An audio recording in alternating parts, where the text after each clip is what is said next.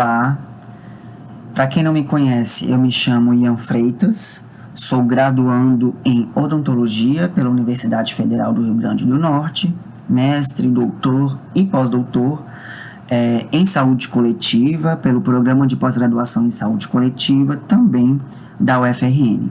Atualmente eu sou professor adjunto da Faculdade de Odontologia da Universidade Federal do Amazonas, a UFAM, e também faço parte do corpo editorial da Revista Brasileira de Geriatria e Gerontologia. Antes de mais nada, é um prazer estar aqui com vocês, contribuindo com o desenvolvimento do canal Escrita e Divulgação Científica organizado pela Facisa UFRN. Hoje eu trouxe para vocês uma discussão a respeito dos checklists e de alguns instrumentos que procuram avaliar a qualidade metodológica de artigos científicos, sobretudo dos artigos incluídos em uma revisão do tipo sistemática ou meta-análise. Bom, então qual é o contexto de toda essa discussão? Nós da área da saúde e principalmente pesquisadores da área da saúde entendemos que hoje, infelizmente, a ciência ela vive uma epidemia de estudos inúteis. O conhecimento científico ele cresce muito, muitos artigos são publicados a cada dia e muitas vezes esses artigos são publicados com uma série de equívocos, com uma escrita inadequada, onde os estudos não são relatados de forma suficiente ou até mesmo relatados de forma duvidosa. E diversos estudos já apontam que pelo menos 50% dos relatos de pesquisa na área da saúde são de pobre qualidade, incompletos, tornando-se inúteis, o que representa, obviamente, um desperdício de esforços em pesquisa, um desperdício de recursos humanos e tempo de pesquisa. Bom, e quais são os problemas mais comuns encontrados nos diversos estudos e pesquisas na área da saúde? A gente parte desde questões de pesquisas irrelevantes, quando os autores eles partem de uma pesquisa ou uma pergunta, na verdade, de pesquisa inadequada ou irrelevante, que não vai contribuir mais com o conhecimento científico naquela área, uma pergunta de pesquisa que, na verdade, não vai responder nenhuma lacuna do conhecimento científico em relação àquela temática ou aquele objeto de estudo. Muitas vezes os pesquisadores eles até selecionam a pergunta de pesquisa interessante, inovadora, mas optam por um desenho ou delineamento de estudo inadequado a fim de responder àquela questão de pesquisa, o que torna aquele estudo incorreto, digamos assim, com uma evidência bastante prejudicada. Muitas vezes, os pesquisadores partem de uma pergunta de pesquisa adequada, selecionam um delineamento capaz de responder aos seus objetivos principais, os objetivos da pesquisa, mas a condução dessa pesquisa, desse estudo, é inadequado. Ou seja, os autores, eles não cumpriram todas as etapas necessárias para responder àquela pergunta de pesquisa com segurança, com uma evidência adequada, com qualidade adequada. E aí a gente tem redações e relatos insuficientes, recheadas de vieses que não foram considerados ou contornados. E aí, já existem diversos estudos publicados que, de fato, atestam isso, essa literatura inútil, esse lixo, publicado, esses artigos científicos que, na verdade, ao invés de comunicar, eles estão desinformando os seus leitores, então a contribuição deles é contrária, o que a gente espera dentro da área científica, do conhecimento científico na área da saúde. Então, eu trouxe para vocês esse estudo, publicado em um jornal de grande impacto, o The Lancet, e aí esses autores, ao avaliar uma série de estudos publicados na área né, da saúde, na área biomédica, na verdade, eles encontraram que 38% dos estudos não relataram, por exemplo, o intervalo de confiança em seus achados, o que representa um erro bastante grave do ponto de vista estatístico. 31% desses estudos fizeram uso de gráficos ambíguos, o que dificulta a interpretação por parte da comunidade acadêmica, dos leitores.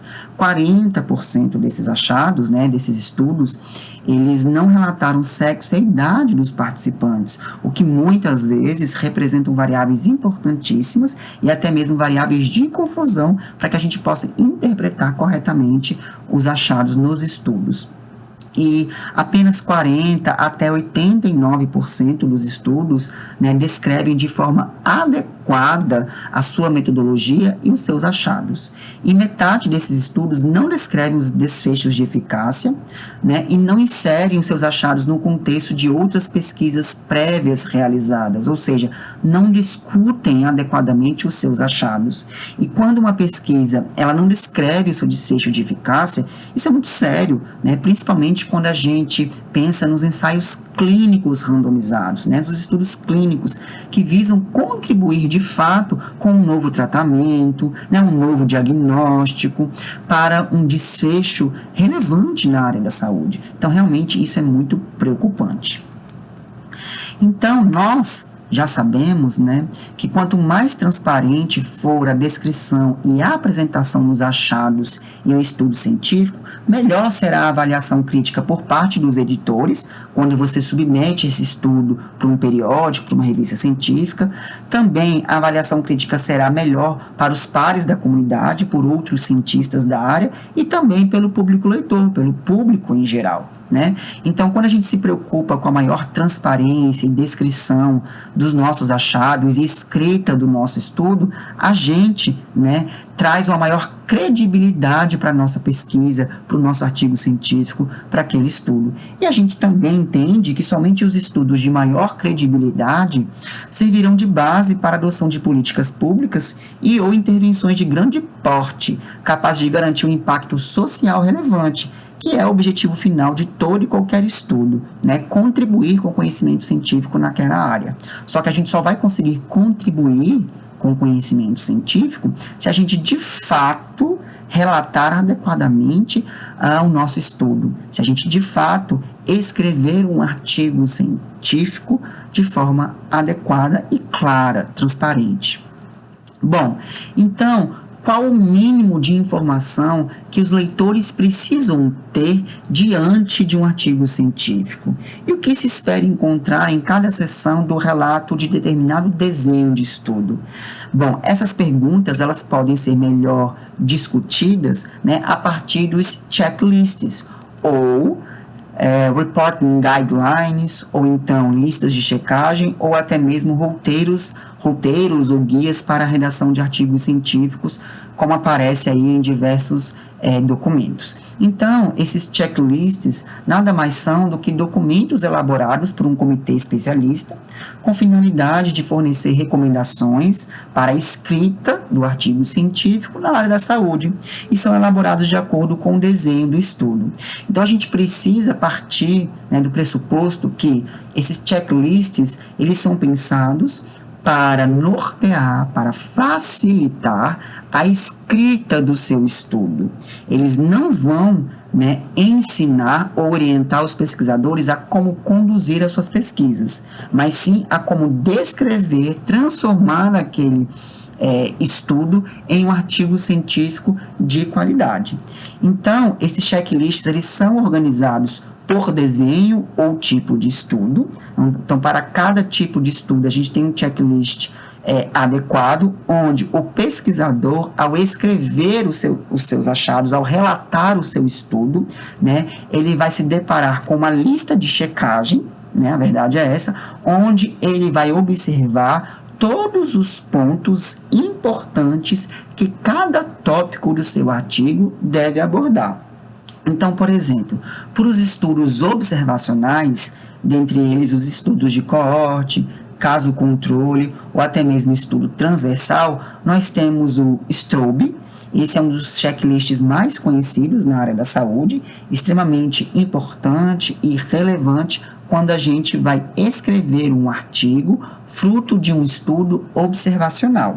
Nós ainda temos, por exemplo, o STREGA, quando esse estudo observacional, né, diz respeito à temática genética, descreve uma associação aí genética, né, o CARE para, né, estudos do tipo relato de caso, né, que não deixa de ser um estudo observacional. Bom, em relação ao STROBE, que é um dos checklists mais conhecidos e difundidos, né, dentro do conhecimento científico na área da saúde, né, o STROBE ele existe em diversas versões. Nós temos o STROBE combinado, o STROBE específico para estudos de coorte, o específico para estudos de caso-controle e o específico para estudos seccionais de forma geral. Tá? O combinado ele vai reunir características desses três tipos de estudos: estudos de coorte, caso-controle e os estudos transversais. Além disso, a gente tem outros STROBEs específicos, né? Por exemplo, o STROBE-MI para epidemiologia molecular, o STROBE-ID para doenças infecciosas, o STROBE-NI para infecção neonatal e assim por diante. Então, a depender do seu desfecho, você pode recorrer a um STROBE mais específico para aquele seu estudo. E aí, como são organizados, né, esses checklists? Então, por exemplo, o STROBE, ele compreende 22 itens. E cada item diz respeito, né, a um tópico do seu artigo. Então, por exemplo, no STROBE eu tenho, né, o item 1, que diz respeito ao título e resumo, item 2 e 3, que diz respeito à introdução, e assim por diante, contemplando, né, os métodos, resultados, discussões e até mesmo outras informações relevantes que devem ser consideradas quando você for escrever o seu artigo científico fruto de um estudo observacional. Então aqui eu trago para vocês o STROBE combinado, aquele clássico, né, o mais comum, em que, por exemplo, ele traz aqui no item 1 o que a gente deve, né, considerar ao escrever o nosso título e resumo. Por exemplo, ele nos traz que devemos indicar o desenho do estudo no título ou no resumo, com um termo comumente utilizado para descrever aquele desenho de estudo, e que a gente deve disponibilizar no resumo um sumário informativo e equilibrado do que foi feito e do que foi encontrado naquele estudo. Os itens 2 e 3 dizem respeito à introdução, ou seja, na nossa introdução a gente precisa contextualizar a temática e justificar muito bem o nosso problema de pesquisa e também deixar claro quais são os objetivos específicos, incluindo quaisquer hipóteses pré-existentes, ou seja, o que deve conter na introdução de um estudo observacional, tá? E aí os itens 4, 5, 6, 7, 8, 9, 10, 11, 12, né, dizem respeito à metodologia, onde ele divide a metodologia em subtópicos, né? Ou seja, os autores devem considerar na escrita da sua metodologia de um estudo observacional, descrever primeiramente o desenho do estudo e depois o contexto dessa pesquisa, o local onde ela foi realizada, o cenário de pesquisa, datas relevantes, né, em relação à coleta de dados, por exemplo, né, incluindo os períodos de recrutamento, exposição, acompanhamento, no caso de um estudo prospectivo, um estudo de coorte, coleta de dados, né. Depois, ele deixa claro que é importante a gente descrever, né, os participantes, o nosso processo de amostragem, a amostra, como a amostra foi alocada, se trata de um estudo de coorte ou caso-controle, como se deu essa alocação, né? As fontes de dado e mensuração, como as variáveis foram coletadas, observadas, descrever essas variáveis, reconhecer os vieses e como estes foram contornados na condução deste estudo, né? O cálculo do tamanho amostral, a amostragem e os métodos estatísticos ou testes estatísticos utilizados para tratar aqueles dados a fim de responder à pergunta de pesquisas e os objetivos inicialmente descritos na introdução. Então, o STROBE, ele não deixa passar nada, digamos assim, né? Então, ele vai fazer com que o cientista, né, o pesquisador, não se esqueça de nenhum ponto a ser abordado nos tópicos do seu artigo científico, orientando a escrita desse artigo científico. Em relação aos resultados, né, ele traz informações, a descrição do número de participantes, a descrição dos achados, a análise descritiva, né, descrever bem o desfecho, os achados principais. Depois ele traz alguma consideração sobre o que é importante estar presente na discussão, né, de um artigo que relata um estudo observacional, iniciando essa discussão, retomando os principais achados, né, e como eles respondem aos objetivos do estudo, interpretando esses achados de acordo com a literatura, uma boa discussão, se espera isso, né, de uma boa discussão, e também não esquecendo as limitações do estudo dentro dessa discussão. O que a gente vê por aí muitas vezes são autores que não reconhecem essas limitações ao final da discussão, né? E a gente precisa entender que todo estudo tem as suas limitações e que é muito importante a gente reconhecer essas limitações e que limitações não representam inviabilidade, mas que a gente precisa reconhecer e entender como as mesmas podem ser contornadas ou foram contornadas na nossa pesquisa. E também o Straub, ele traz algumas considerações sobre a generalização desses achados, né, que diz respeito às considerações finais e conclusões, que em muitos artigos se encontra aí ao final da discussão, a depender das normas de cada revista e periódica. E também o Straub faz referência em relação à fonte de financiamento, o papel dos financiadores, os agradecimentos, que hoje em dia é quase que obrigatório ao final de todo e qualquer artigo científico. Bom, e aí em relação aos estudos de intervenção, né, nós temos como principal checklist o consorte. Né? O consorte ele também é bastante conhecido e ele vai ser utilizado para relatar os estudos de intervenção.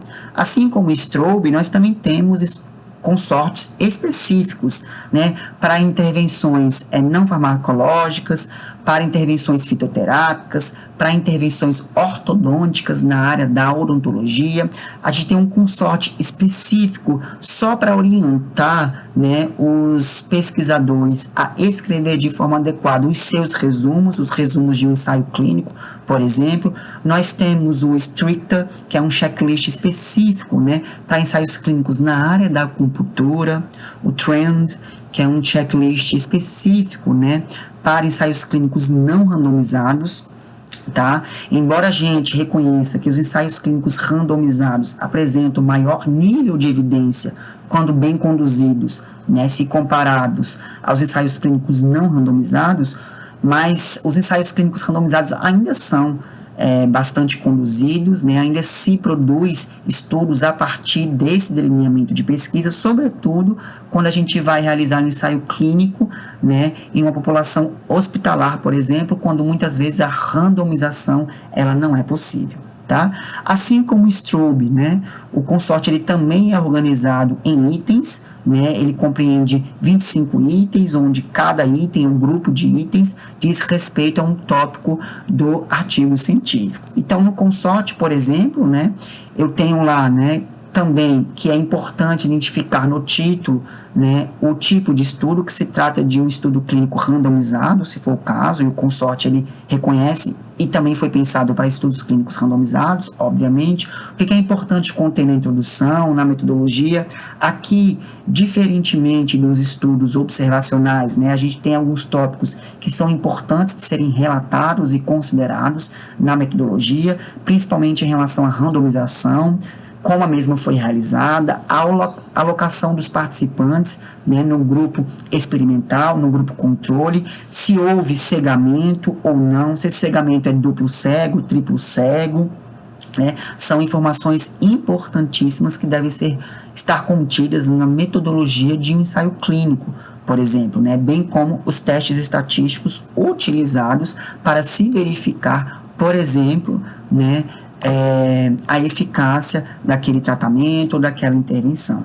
E aí o consórcio também traz uma opção aí, né, de um fluxo de participantes. Na verdade, é um fluxograma que facilita ali a compreensão do processo de amostragem por parte do leitor. Então, o consórcio ele tem esse componente que eu mostro mais adiante para vocês. Ele também relata que nos resultados é muito importante a gente deixar claro, né, se o estudo ele foi interrompido em algum momento, se algum participante foi descontinuado, tudo isso tem que estar presente aí no tópico resultados. A discussão também deixa claro a importância de você reconhecer ao final dela as limitações desse ensaio clínico, por exemplo, trazer a generalização desses resultados, a validade externa desse estudo, se é possível ou não, trazer isso ao final da discussão como considerações finais ou conclusões. E também deixa claro a importância, né, de você deixar claro qual foi o registro desse ensaio clínico, se ele foi registrado, e hoje em dia a gente espera que todo e qualquer ensaio clínico seja registrado em uma base, né, seja ela o Prospero, o Rebec, né, que são bases em que você vai registrar o seu ensaio clínico desde o planejamento, desde do projeto até o artigo final, para que a gente reconheça e saiba quais são os ensaios clínicos que estão sendo conduzidos em determinada área do conhecimento. Isso é extremamente importante quando nós estamos principalmente diante de uma epidemia, de uma pandemia, como, por exemplo, no caso da Covid atualmente. Então, na corrida, né, em relação às vacinas contra a Covid, a gente teve diversos ensaios clínicos sendo registrados, e a gente, enquanto profissionais de saúde, né, público interessado no assunto, pesquisadores, pôde acompanhar esses ensaios clínicos desde da sua concepção do seu projeto até a divulgação do seu estudo final, dos seus artigos, a partir desses registros. Isso é muito importante, né, na área da saúde e devido à evidência por trás dos ensaios clínicos na área da saúde. Bom, aqui a gente tem, né, um diagrama, né, proposto pelo consórcio para que, né, os autores lancem mão, facilitando aí a descrição, né, do processo de amostragem em um ensaio clínico randomizado, por exemplo. Como se deu a randomização, a alocação desses pacientes no grupo de intervenção, no grupo controle, quantos grupos de intervenção, quantos grupos de controle, como se deu o segmento, né, o acompanhamento desses dois grupos, como se deu a análise, né, dessa intervenção nos dois grupos.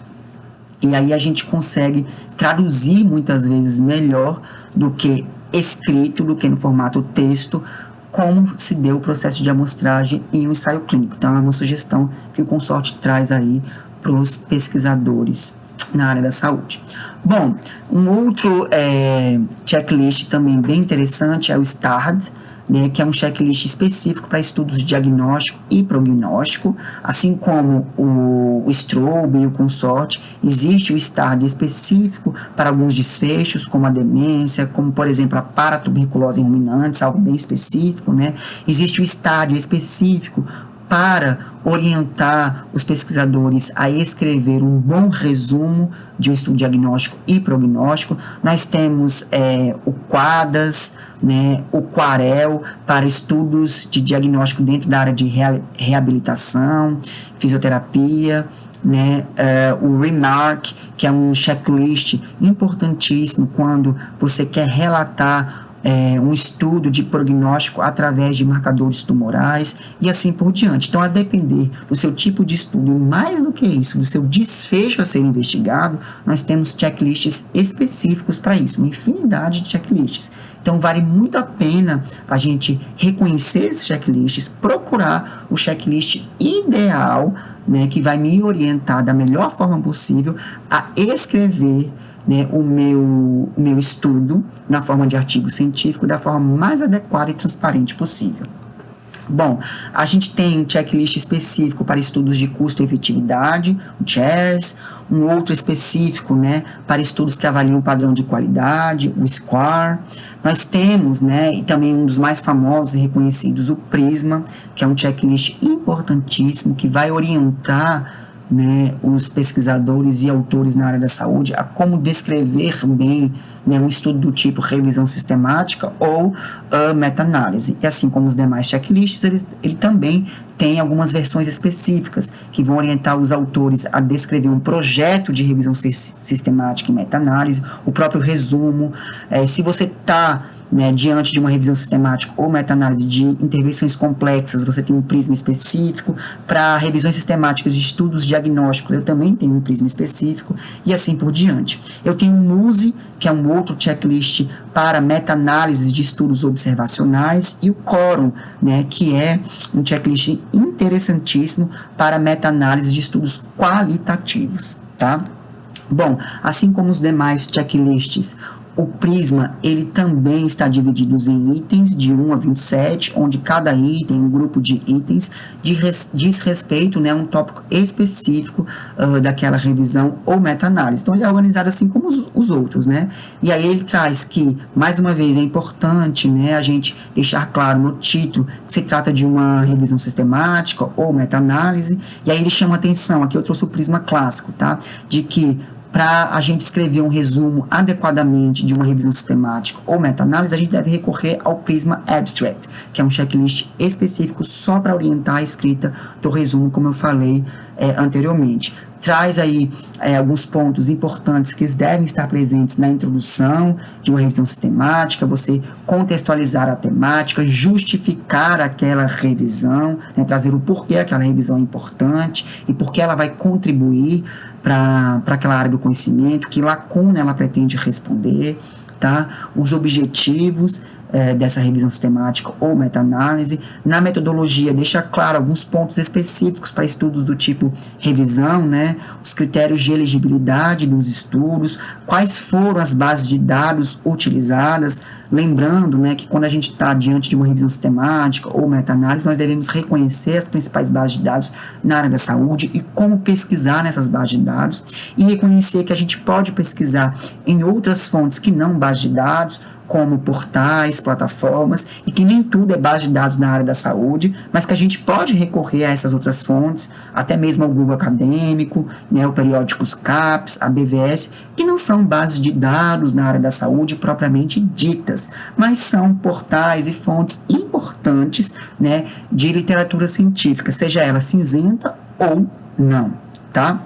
E aí ele traz também que é muito importante, né, os pesquisadores deixarem claro quais foram as estratégias de busca utilizadas em cada base de dados, quais foram os descritores de assunto na área da saúde utilizados, né, quais foram as palavras-chave utilizadas para montar aquela estratégia e qual a estratégia para cada base de dados, para cada fonte de informação utilizada. Então, tudo isso é contemplado, né, aí no Prisma, bem como, né, a estatística utilizada quando a gente está diante de uma meta-análise, né, qual foi a estatística utilizada e como esses resultados devem ser descritos, né, assim como os outros checklists, o Prisma também traz isso, como descrever de forma adequada os resultados de uma revisão sistemática, como organizar esses resultados, esses achados, na forma de quadro, o que esses quadros devem conter, desde autor, ano, os vieses, os principais achados, conclusões, como esses vieses foram contornados em cada estudo, considerados, tudo isso é importante em uma revisão. E ele também traz, né, a discussão, que é muito próxima dos outros artigos, a gente vai discutir os achados considerando pesquisas anteriores, fazendo esse paralelo com o que já existe na literatura, e também outras informações relevantes, bem como se sua revisão já foi registrada, assim como os ensaios clínicos, né, algum conflito de interesse e outras informações importantes, tá? Assim como o consórcio, o Prisma também traz uma opção de fluxograma que facilita a descrição do processo de amostragem, desde número de relatos, né, estudos identificados nas bases de dados, sejam eles artigos científicos ou não, ou seja, literatura cinzenta ou não, né, quantos desses artigos estão duplicados, quantos foram excluídos e quais os motivos, né, quantos estão com texto completo, quantos foram considerados e incluídos na revisão no final das contas. Então, o fluxograma ele facilita muitas vezes a descrição de todo esse processo, que pode ficar muito cansativo quando a gente escreve na forma de texto corrido, por exemplo, tá? Então, vale a pena conferir aí. Quem estiver diante da escrita de uma revisão sistemática ou meta-análise, é primordial lançar mão aí do Prisma e fazer essa lista de checagem quando você estiver escrevendo o seu artigo do tipo revisão sistemática, para a gente perceber se no nosso texto a gente está contemplando tudo aquilo que o checklist traz, tá bom? Assim, nós teremos mais segurança de que estamos escrevendo um artigo, aqui no caso do tipo revisão sistemática, de forma adequada, transparente. Isso vai facilitar, por exemplo, a aceitação desse artigo quando ele for submetido para um periódico, para uma revista, e a leitura por parte dos pares e do público em geral, como eu disse anteriormente. Bom, para estudos qualitativos, nós temos o COREC, nós temos o SRQR e o INTREC, tá?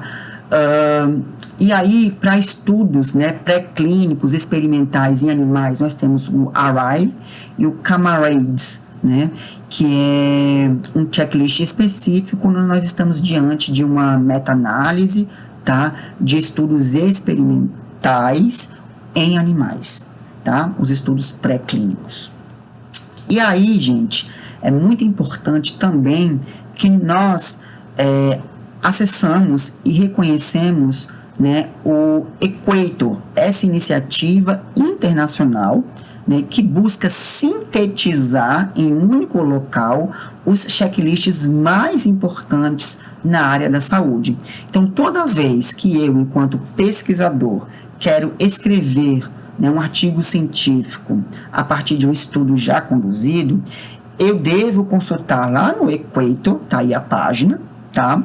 Qual é o checklist mais adequado e mais atual, né, que vai orientar a escrita do meu artigo científico. Então, lá nesse site, esse grupo de pesquisadores, eles conseguem organizar de forma muito didática e sistemática, né, quais são os checklists específicos para cada tipo de estudo, o que se tem de mais atual em relação a esses checklists, quais são os checklists já validados para o meu idioma, para a minha realidade, né, quais são as últimas publicações. Então, é um site bastante interessante, didático e que organiza bem o conhecimento na área dos checklists. Então, o Equator, né, ele é um site, né, uma organização que vai favorecer e orientar pesquisadores, editores, revisores, né, e até mesmo desenvolvedores de checklists e agências de fomento na área da pesquisa. Então, eu, como pesquisador, tenho interesse de desenvolver um novo checklist que ainda não existe, ou ainda validar esse checklist para o meu idioma, para a minha realidade, incrementar um checklist já existente, porque se identificou algumas falhas, algumas necessidades extras, e aí eu posso recorrer ao Equator, né? Revisores de artigos científicos podem recorrer ao Equator para buscar o checklist mais adequado para se revisar aquele artigo científico, para se verificar se aquele artigo científico está bem escrito, ou se na sua escrita os autores estão contemplando tudo aquilo que é importante para cada tópico, e assim por diante, tá? Então, aqui eu tenho alguns exemplos do site Equator, um print screen, né, do site. Ele é bem didático, a navegação nele é fluida, é fácil, a gente seleciona ali o tipo de estudo, e aí ele vai apresentar quais são os checklists para aquele tipo de estudo, qual é o mais utilizado, o que tem mais publicações. Aqui eu abri, por exemplo, os checklists, né, para estudos observacionais. Ele traz o Strobe e suas diferentes versões, em Word, PDF, as publicações em diferentes idiomas, a validação dele para o português, por exemplo, e qual é a sua publicação, e assim por diante. O Equator, ele também traz um fluxograma, né, bastante interessante, que muitas vezes orienta, né, o pesquisador, o autor, a decidir qual é o melhor checklist para orientá-lo na escrita do seu artigo científico. Porque a gente está diante, na verdade, de uma infinidade de checklists. E aí eu paro e penso, qual é o checklist mais adequado? Ao invés de eu ter que olhar um por um, eu posso seguir aí esse fluxograma e descobrir qual é o checklist mais adequado. Por exemplo, né, ele parte de uma pergunta: a minha pesquisa foi com humanos? Não. A minha pesquisa foi com animais de laboratório? Sim, ARRIVE. Ou então, a minha pesquisa foi com seres humanos? Lá, a primeira pergunta norteadora: sim. Né? Essa pesquisa considerou bancos de dados, né, ou estudos já publicados? Sim, aí eu vou respondendo, posso ter o MUSE ou o Prisma? Não, foram dados primários. E aí, que tipos de dados? Quantitativos ou qualitativos? Aí ele vai te orientando ao checklist mais adequado para o seu tipo de estudo. E assim você tem menos trabalho de ficar navegando no site, lendo e entendendo cada checklist. Para quem ainda não tem muito conhecimento, esse fluxograma aí, ele é muito bacana, é uma mão na roda. Está lá no site do Equator, ok? Bom, e aí também é importante que a gente faça algumas considerações em relação a esses checklists, tá? Como, por exemplo, devido à heterogeneidade da epidemiologia, os checklists não contemplam, né, alguns desenhos específicos, como, por exemplo, os estudos de séries temporais, os ensaios clínicos cruzados. Então, a gente não tem checklists ainda para esses estudos mais específicos. E a gente tem que lançar a mão de um checklist que seja mais próximo para esse tipo de estudo. Reconhecer se ele é observacional ou não. E aí lançar a mão daquele checklist que seja o mais próximo possível. Mas é uma limitação ainda dos checklists que não conseguem englobar todos os tipos de estudo, sobretudo aqueles estudos mais específicos. Tá?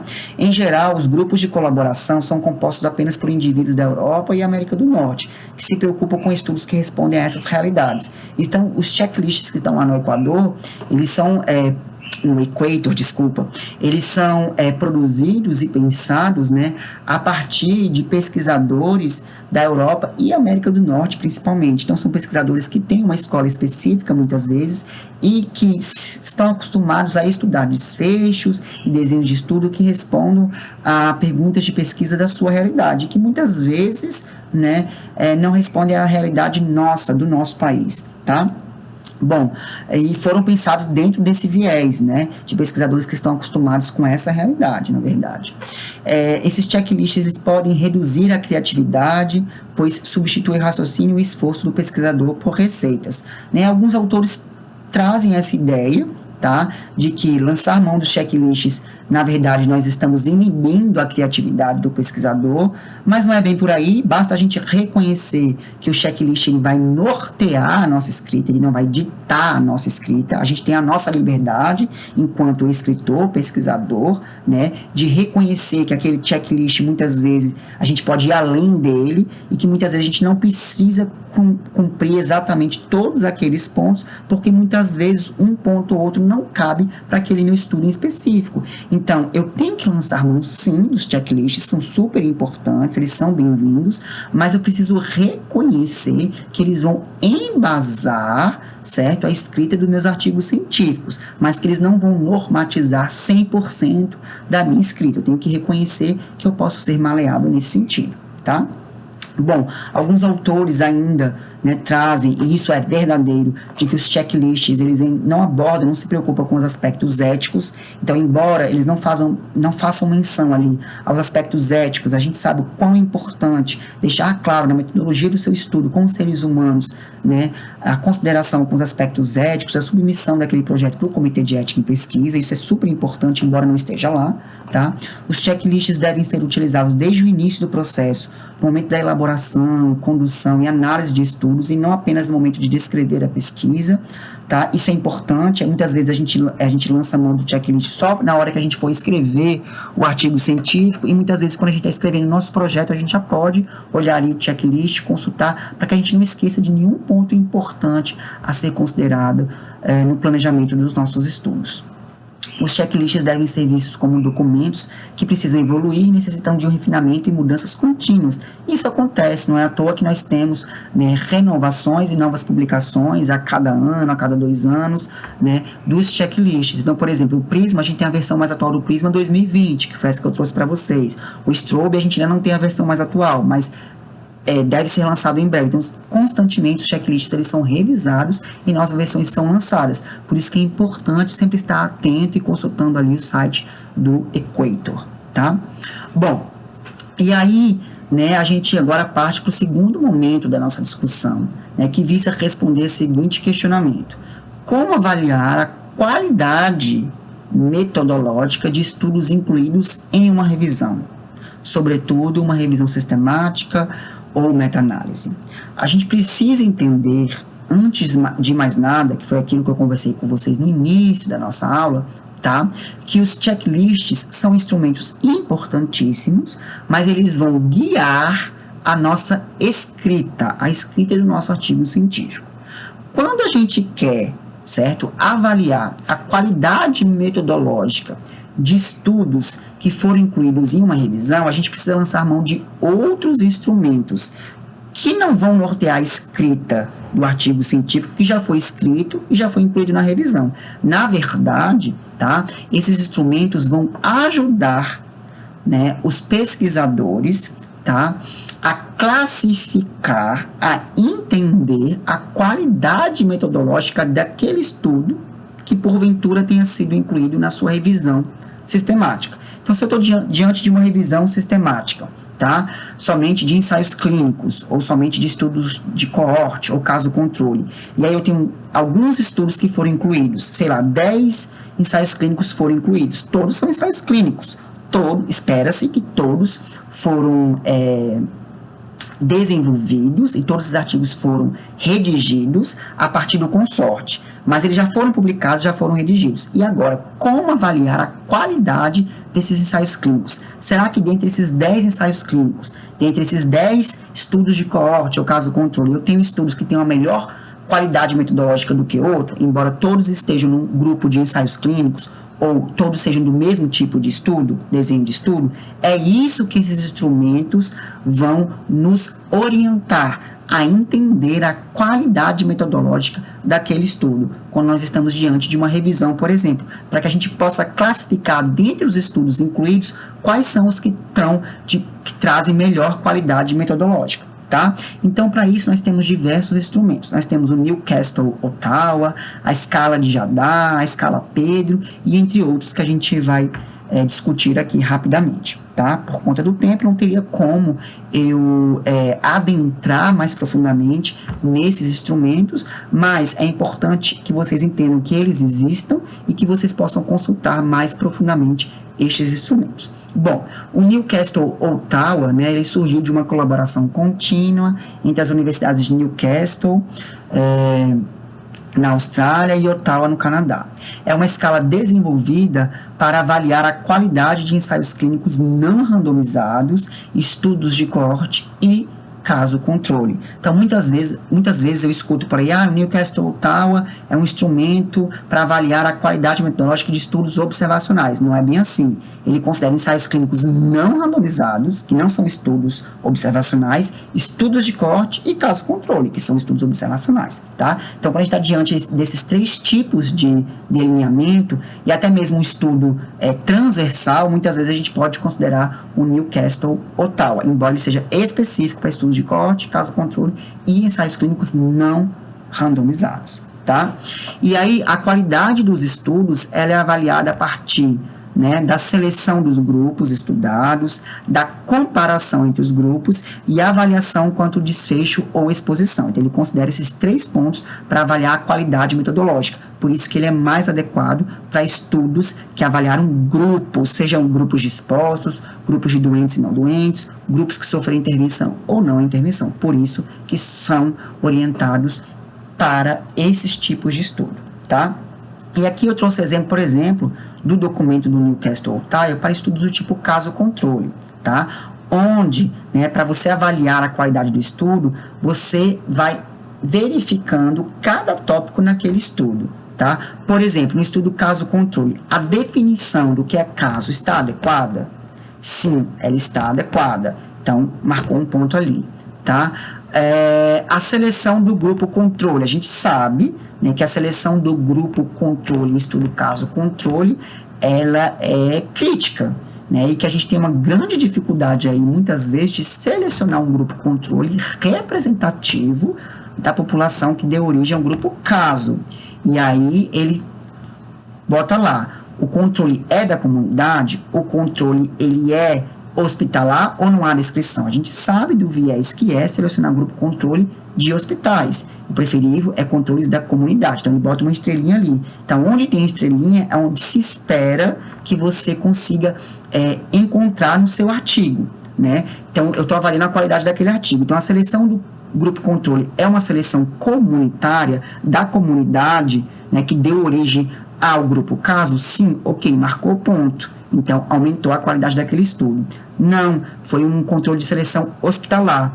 Então, não marcou ponto porque não representa ali o que o Newcastle Ottawa para estudo caso controle espera. Tá? A definição do grupo controle, como se deu, e assim por diante, né? Em relação à exposição, ao método, tá? Para estudos de coorte, eu também tenho, né, um instrumento específico para avaliar a qualidade, onde se espera, né, a seleção, né, do grupo exposto e não exposto, com exposições inerentes na comunidade, se, né, a representatividade do grupo exposto está claro ou não, tá? Como se deu a observação do desfecho ao longo do tempo, se isso está claro ou não, então ele vai orientando aí, tá? Se houve cegamento ou não na observação desse desfecho, como se deu a comparação entre o grupo exposto e não exposto, quais foram as medidas utilizadas, se o acompanhamento, o follow-up, né, ele foi adequado para essas duas coortes, como se deu esse follow-up, se ele está descrito no estudo, né, bem justificado, se as perdas foram justificadas, e assim por diante, tá? E aí eu tenho um exemplo, por exemplo, tá, de um artigo que avaliou a qualidade metodológica de vários estudos incluídos numa revisão, contemplando, né, esses 3 campos que o Newcastle contempla: a seleção, a comparação e o desfecho, né, tratando aí, por exemplo, de um estudo de coorte. E aí ele tem aí 9 itens que o Newcastle Ottawa para estudos de coorte considera e quais itens foram contemplados quando os pesquisadores avaliaram a qualidade metodológica desses estudos. Então veja, por exemplo, que eu tenho estudos aí em que 5 dos 9 itens do Newcastle Ottawa para estudos de coorte foram contemplados. Então esse estudo ele tem uma qualidade inferior aos estudos que, por exemplo, foram encontrados 8 desses itens, onde 8 itens estão contemplados, 7 itens estão contemplados. Então a gente consegue hierarquizar a qualidade de todos esses estudos de coorte que foram incluídos através do Newcastle Ottawa, tá bom? Então vale a pena conferir para quem está diante de uma revisão sistemática ou meta-análise, tá? Bom, escala de Jadá. Ele é um outro instrumento que avalia a qualidade de ensaios clínicos randomizados, algo que não é contemplado, por exemplo, né, pelo Newcastle Ottawa. E aí a escala de Jadá foi produzida através de um painel multidisciplinar de 6 juízes, né, que criou esse instrumento que se baseia em 5 itens fundamentais capazes de garantir a qualidade de ensaios clínicos randomizados. Tá? A escala de Jadá, ela conta aí com 4 itens, tá? 1A, 1B, 2A, 2B e 3, onde os itens se referem, por exemplo, né, o item 1A. O estudo foi descrito como aleatório? Uso de palavras como randômico, aleatório e randomização? Sim, marcou um ponto. O método foi adequado? Sim, marcou outro ponto. O estudo foi descrito como duplo cego, que é o mínimo que se espera para um ensaio clínico randomizado, né, quando é possível dele ser duplo cego? Sim. O método foi adequado? Sim, né, para o cegamento. Houve descrição das perdas e exclusões? Sim, então ele pontuou em todos os pontos. Quando o fato dele ser duplo cego é impossível diante, né, daquela intervenção, aí ele não vai pontuar aí, não tem problema, a gente tem que fazer essas adaptações, tá? Então, pontuação, cada item, 1, 2 e 3, recebe um ponto para a resposta sim, ou 0 ponto para a resposta não, tá? E aí a gente deve reconhecer também que um estudo ele é considerado de má qualidade se ele receber 2 pontos ou menos após a sua avaliação, mas considerando tudo aquilo que eu acabei de falar. Mas é uma escala extremamente importante quando a gente quer classificar a qualidade de um estudo do tipo ensaio clínico randomizado, tá certo? Bom, e a escala de Pedro? Né? Muito se fala na escala de Pedro. Na verdade, Pedro, né, ele é uma organização que visa organizar, sistematizar toda a evidência científica, o conhecimento científico na área da fisioterapia. Então, dentro, né, desse grupo Pedro, a gente tem uma base de dados específica da área da fisioterapia, e nós também temos a escala de qualidade de Pedro, do grupo de pesquisa Pedro, né, que é uma escala que foi produzida e pensada, né, com o objetivo de auxiliar os usuários da base de dados Pedro, específico da fisioterapia, quanto à qualidade metodológica de ensaios clínicos aleatórios, então não deixa claro se é randomizado ou não, bem como avaliar a descrição estatística. No entanto, não se avalia a validade externa dos estudos, nem a magnitude de efeito do tratamento, que são limitações da escala Pedro.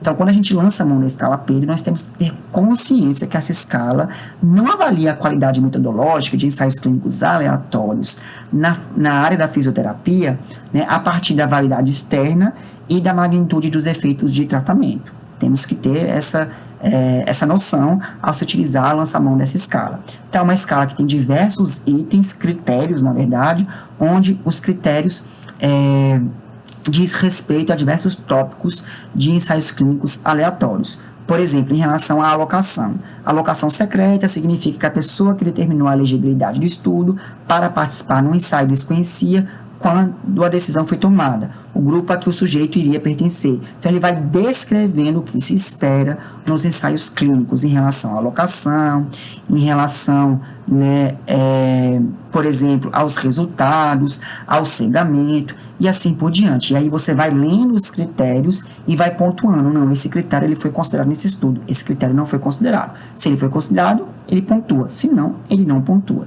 E assim por diante, tá? Bom, e aí a gente também tem, né, outras organizações importantíssimas que buscam, né, sistematizar, né, ou auxiliar nós pesquisadores a como conduzir uma revisão sistemática, a como classificar a qualidade dos estudos incluídos em uma revisão, tá? Ou meta-análise. A organização, né, o instituto, na verdade, Joanna Briggs, né, é uma organização da Universidade de Adelaide, na Austrália, que tem também o seu sítio, o seu site, onde lá vocês conseguem visualizar, né, cursos, né, documentos que vão auxiliar os pesquisadores na escrita de suas revisões sistemáticas ou até mesmo de seus artigos científicos, principalmente revisões sistemáticas. E aí, né, o Instituto, ele parte do seguinte princípio, de que a tomada de decisão clínica, né, ela deve seguir a escala FAME, né, que diz respeito, né, a intervenções viáveis, adequação ética e cultural, significado para o paciente e efetividade para o desfecho. Ou seja, que a decisão clínica ela deve considerar esses 4 pontos da escala FAME, que foi criada pelo Instituto Joanna Briggs. Então, não basta eu ter um ensaio clínico muito bem delineado, bem desenhado, se nesse ensaio clínico eu não consigo enxergar intervenções viáveis, se aquela intervenção ela não é adequada do ponto de vista ético e cultural para o meu contexto, ou se aquela intervenção não tem um significado positivo para o paciente, ou então se de fato ela não vai ser efetiva para aquele desfecho naquele contexto. Então tudo isso tem que ser considerado para eu tomar uma decisão baseada em ensaios clínicos. Então o Instituto Joanna Briggs ele traz essa filosofia que é muito importante, além de avaliar na verdade, a qualidade metodológica, né, desses ensaios clínicos, desses estudos, avalia o que? A eficácia, de fato, tá? E o impacto, né, desse conhecimento ali para aquela área. Então, por exemplo, o Instituto, lá naquele site que eu mostrei para vocês, né, ele traz uma série de documentos para você avaliar a qualidade metodológica de estudos incluídos na revisão. Então, se eu estou diante de uma revisão, né, de estudos transversais, eu posso baixar esse primeiro documento. De estudos do tipo caso-controle, eu tenho um outro documento.